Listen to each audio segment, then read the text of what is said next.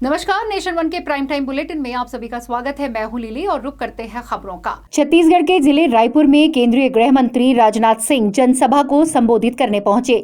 इस दौरान उन्होंने कहा कि छत्तीसगढ़ ही नहीं पूरे देश में कांग्रेस और सभी विपक्षी पार्टियां विश्वसनीयता के संकट से जूझ रही है। कांग्रेस की हालत खराब है, वह अपनी राजनीतिक स्ट्रेंथ खो चुकी है। छत्तीसगढ़ में वे मुख्यमंत्री भी प्रोजेक्ट नहीं कर सके। उन्होंने तंज कसते हुए कहा कि कांग्रेसी बिना दूल्हे की बारात लेकर आगे बढ़े हैं।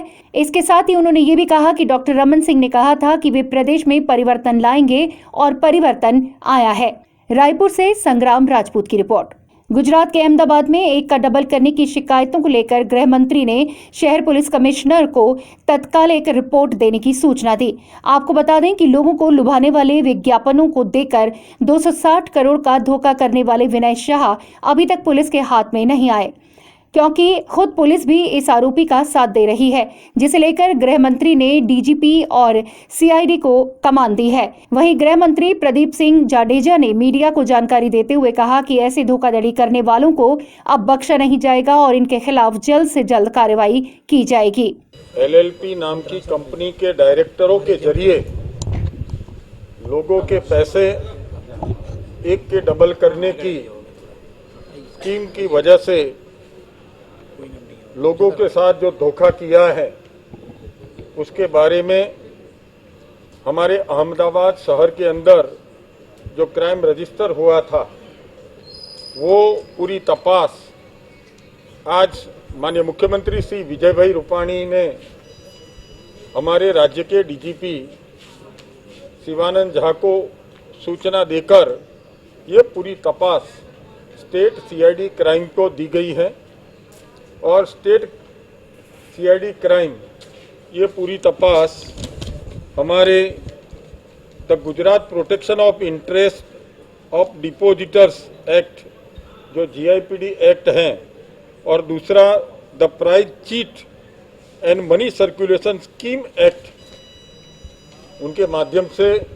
उनकी पूरी तपास करेगी और हम इसके लिए special court special public prosecutor रख के जीआईपीडी एक्ट के अंतर्गत ऐसे लोगों की संपत्ति जब्त कर उसकी जाहिर नीलामी कर जिन लोगों के पैसे डूबे हैं उनको वापस दिलाने के लिए हम इस केस के अंदर पूरा परिणाम मिले उसके लिए राज्य की क्राइम ब्रांच को इसके अंदर लगाया। गुजरात से शैलेश वाघेला की रिपोर्ट। और यहाँ पर वक्त है एक छोटे से ब्रेक का। रुके यहाँ पर ब्रेक के लिए खबरों का सिलसिला यूं ही जारी रहेगा। This programme is sponsored by Sumeru infrastructures. Break के बाद एक बार फिर आपका स्वागत है। रुक करते हैं अगली खबर का।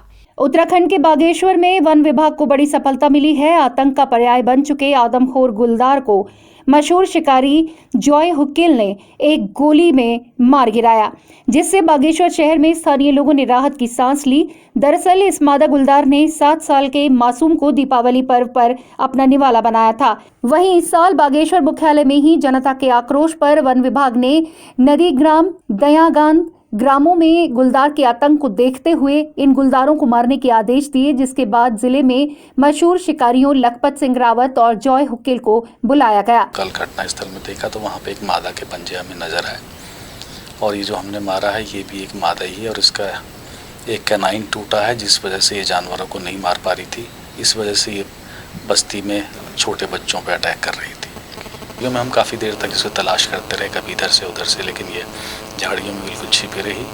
और उसके बाद अंधेरा होने लगा तो हम वहाँ से झाड़ियों से हट के बाहर रास्ते की तरफ आके एक तरफ बैठ के हम इसका इंतज़ार करने लगे। तो जैसे ये अंधेरा थोड़ा सा उजाला थोड़ा अंधेरा था तो हमने देखा अचानक कि ये हमारी तरफ ही बड़ी चली आ रही है और जैसे ही हमने इस पर टॉर्च मारी तो इसने सीधे हमारी तरफ जो है आने की कोशिश करी, लेकिन ये हमारे करीब जब 12 मीटर करीब पहुंच गई थी तो हमने इस पर फायर करी और एक ही गोली में ही ढेर हो गई।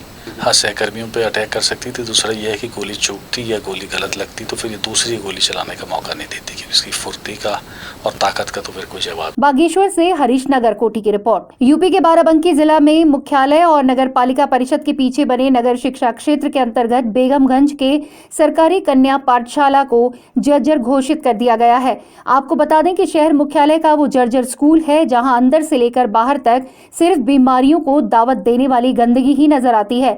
इतना ही नहीं, इस गंदगी को देखकर आप स्कूल परिसर में बैठना तो दूर अंदर जाने की हिम्मत भी नहीं जुटा पाएंगे। वहीं मुद्दे को भारतीय अल्पसंख्यक महासभा की उत्तर प्रदेश महिला प्रकोष्ठ की प्रदेश सचिव हुमा हसन ने मुख्यमंत्री को अवगत कराने की बात कही है। साथ ही उनका ये कहना है कि शिक्षा का क्षेत्र गंदा रहेगा तो कैसे स्वच्छ वातावरण में रहकर अपना भविष्य संवार पाएंगे। आते हैं चेक करने आते हैं, हम लोग चेक करने आते हैं कि हाँ टाइम पे पहुंचे नहीं पहुंचे। अच्छा, उनको ये याद रहता है कि 11 बरसी बरसात में टाइम से इंसान पहुंचा है, इंसान जाए चाहे कूड़े में चाहे वो ऑफिसरों को ये पता है। ऑफिसर भी कहते हैं, वो कहते हैं कि हम जो है इसको देखे हैं, इसको सब समझे हैं, ऊपर शासन तक पहुंचाए हैं, लेकिन उसके बाद जो है हम लोग ये काम है कि। बाराबंकी से सत्येंद्र वर्मा की रिपोर्ट। और प्राइम टाइम बुलेटिन में इस वक्त के लिए मेरे साथ इतना ही। देश और दुनिया की तमाम बड़ी खबरों के लिए बने रहें नेशन वन के साथ। मुझे नहीं इजाजत, नमस्कार।